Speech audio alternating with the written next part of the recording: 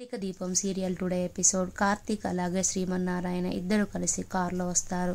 వచ్చిన తర్వాత కార్తీక్ తాత అత్తయ్య మా ఇంట్లోనే ఉందని చెప్పకండి తాత మామయ్యకి అనేసి అంటాడు. అప్పుడు శ్రీమన్నారాయణ నువ్వు ఈరోజు ఒక కొత్త తాతను చూస్తావురా మనవడా, ఇంట్లోకి వెళ్దామనేసి తీసుకెళ్తాడు.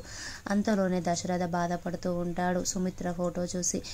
సుమిత్ర నువ్వు వెళ్ళిపోయావా, నువ్వు ఎక్కడున్నావు అనేసి బాధపడుతూ ఉంటే జోష్న నాన్న అమ్మ ఎక్కడుందో వెతికి తీసుకొస్తాను నాన్న అనేసి అంటుంది. అప్పుడు శ్రీమన్నారాయణ లోపలికి వచ్చి ఎవరు సుమిత్రను వెతకవలసిన అవసరం లేదు అనేసి అంటాడు. అప్పుడు దశరథ అంటే దొరికిందా నాన్న, సుమిత్ర ఎక్కడుందో తెలిసిందా నాన్న అనేసి అడుగుతాడు. అప్పుడు శ్రీమన్నారాయణ లేదు తను ఎక్కడుందో నాకు తెలియదు అనేసి అంటాడు. అప్పుడు దశరథ పేపర్లో ప్రకటన ఇద్దామా నాన్న అనేసి అంటాడు. అప్పుడు శ్రీమన్నారాయణ దేనికిరా, ఏమీ అవసరం లేదు, తనేమైనా తప్పిపోయిందా, వెళ్ళిపోయింది ఇంట్లో నుంచి అంతే కదా, తనే వచ్చేస్తుందిలే అనేసి అంటాడు. అప్పుడు దశరథ నాన్నని ఇలా మాట్లాడుతున్నాడు అనేసి అనుకుంటాడు. అప్పుడు శ్రీమన్నారాయణ నేను నిన్ను తిడితే నువ్వు వెళ్ళిపోతావారా అనేసి అంటాడు. అప్పుడు శ్రీమన్నారాయణ నేనెందుకు వెళ్తాను నాన్న, నీ దగ్గరే ఉంటాను అనేసి అంటాడు.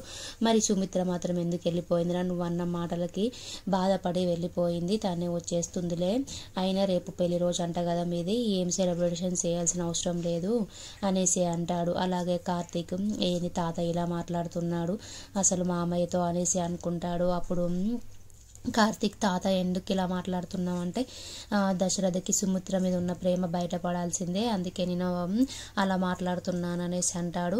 అప్పుడు కార్తీక్తో శ్రీమన్నారాయణ ఈరోజు దీప లేదు కదా, అందుకోసమని బయట నుంచి అయినా ఆర్డర్ చేసి అయినా తిందాం, ఎవరి కోసం మనం పస్తువులు ఉండాల్సిన అవసరం లేదు కార్తీక్ అనేసి అంటాడు. అప్పుడు దశరథ చాలా బాధపడుతూ ఉంటాడు. దశరథ సుమిత్ర ఎక్కడుందో అనేసి బాధపడుతూ ఉంటాడు. కార్తీక్ శ్రీమన్నారాయణ దగ్గరికి వచ్చి తాత నువ్వెందుకు మా అమ్మని ఎలా బాధ పెడుతున్నావు, మరి నువ్వు మా అమ్మని మాత్రం బాధ పెట్టలేదు తాత, ఇందులో నీ తప్పు కూడా ఉంది అనేసి వాళ్ళిద్దరూ మాట్లాడుకుంటారు. తర్వాత కార్తీక్ ఇంటికి వస్తాడు. కార్తీక్ వాళ్ళ పాప కార్తీక్తో అలాగే దీపతో నాకు ఒక చెల్లి కావాలనేసి అంటుంది. అప్పుడు కార్తీక్ నెక్స్ట్ ఇయర్ కల్లా నీకు చెల్లి వస్తుంది అనేసి అంటాడు. తర్వాత దీప నాన్న ఎలా అన్నాడు, మరి బాధపడ్డాడా అమ్మ గురించి అనేసి అంటాడు.